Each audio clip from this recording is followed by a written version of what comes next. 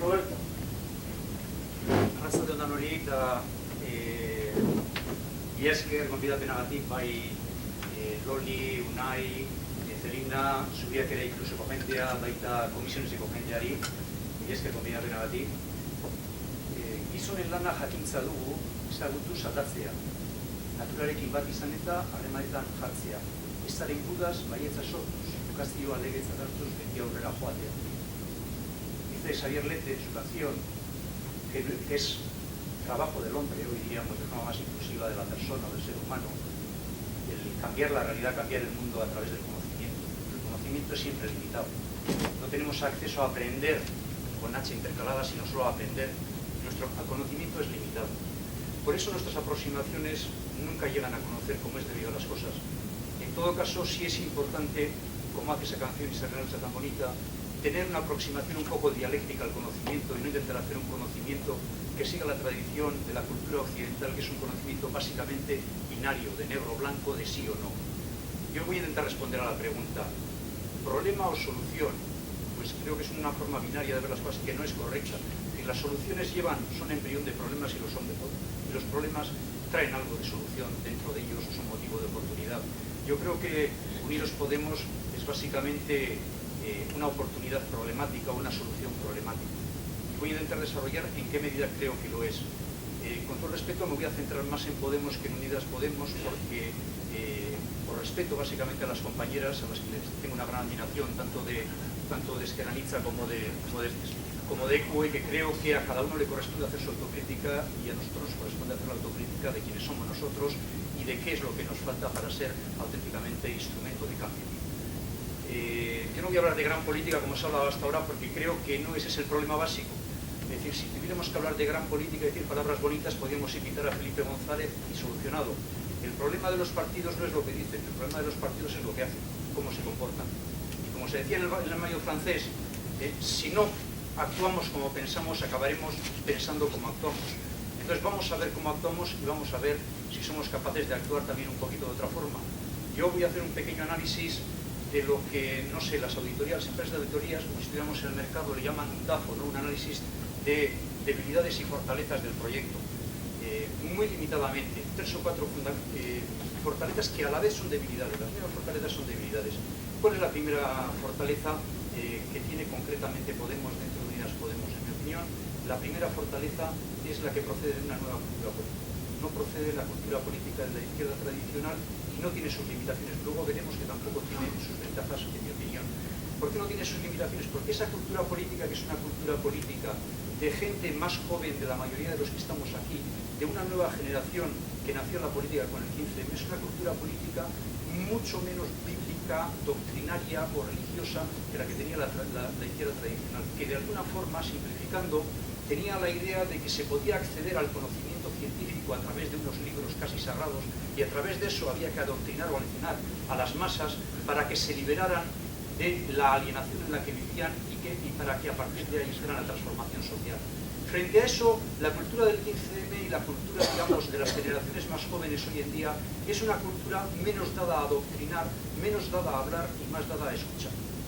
Eso me parece la mera posición en la que uno se coloca, que no le voy a enseñar a la ciudadanía cómo se va a liberar, sino que voy a intentar aprender de ella, voy a intentar generar una sensibilidad específica que me haga entender sus problemas, sus necesidades o, como diría la gente del sector populista, sus sufrimientos, y para intentar articular esos sufrimientos en un proyecto político.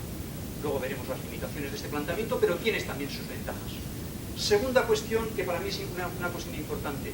Podemos, al contrario de los partidos tradicionales, no es una estructura ideológica, no se basa en una visión dogmática, una visión vinculada con una sola ideología, sino que tiene dentro de sí mismo el pluralismo, ya que lo que une, digamos, a Podemos, o lo que intenta unir, o lo que se pretende que una a Podemos, no es una estructura puramente ideológica, una coincidencia ideológica plena en torno a una determinada ideología concreta, sino que es una estructura orgánica, una estructura procesal.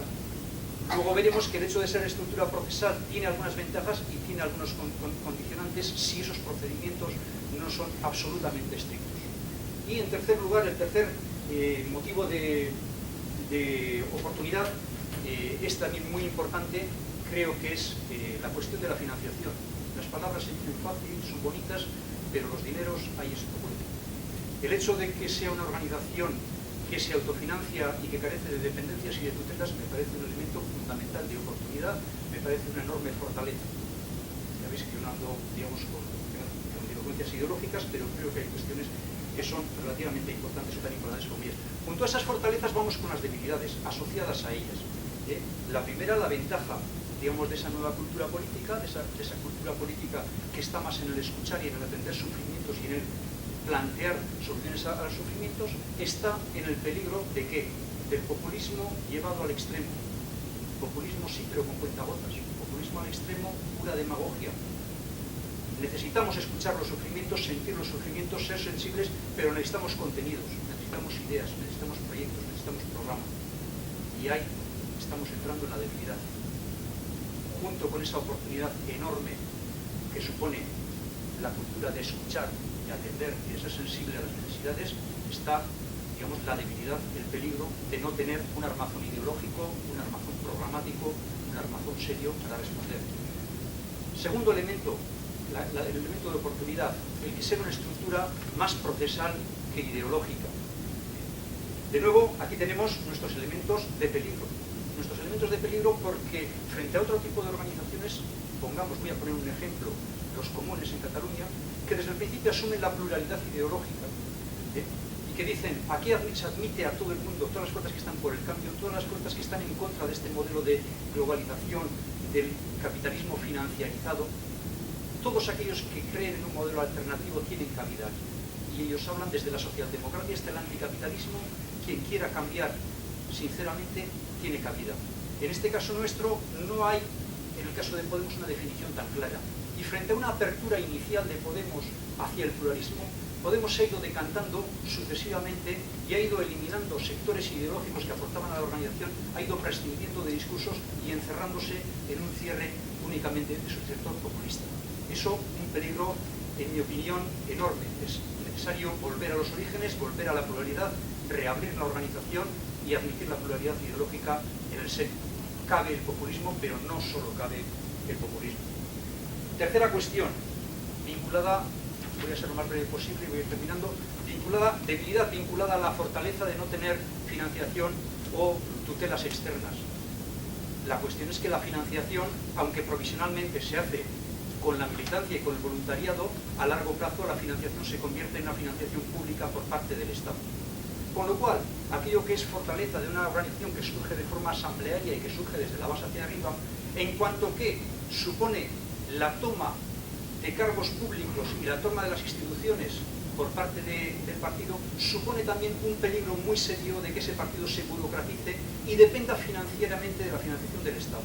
Los mismos cargos son cargos internos y cargos públicos, todos ellos, digamos que viven de las ubres del Estado, se financia exclusivamente del Estado, y eso es un grave peligro del que muchas veces nos ha advertido Luigi Ferrajoli, que dice que el principal problema de la democracia es cómo van a cambiar los partidos políticos si los partidos políticos son uno de los problemas fundamentales de la democracia. Esto es como cuando el PP hace congresos y hace reuniones para intentar crear nuevas normas que van a luchar contra la corrupción. Una reunión de la mafia, ¿desde cuándo va a prohibir el uso de armas? No puede. Y ya voy a ir acabando, simplemente decir, entre estas fortalezas y estas debilidades, ¿cuál es el reto que nos queda? Pues para mí el reto que nos queda, yo ahí intentaría un poquito agrupar lo que ha dicho tanto el compañero Sergio como los compañeros que me han precedido en el uso de la palabra. Básicamente lo que nos queda, en mi opinión, es un trabajo de humildad. Aquí no estamos ni todas las fuerzas del cambio, ni mucho menos, ni el 10%.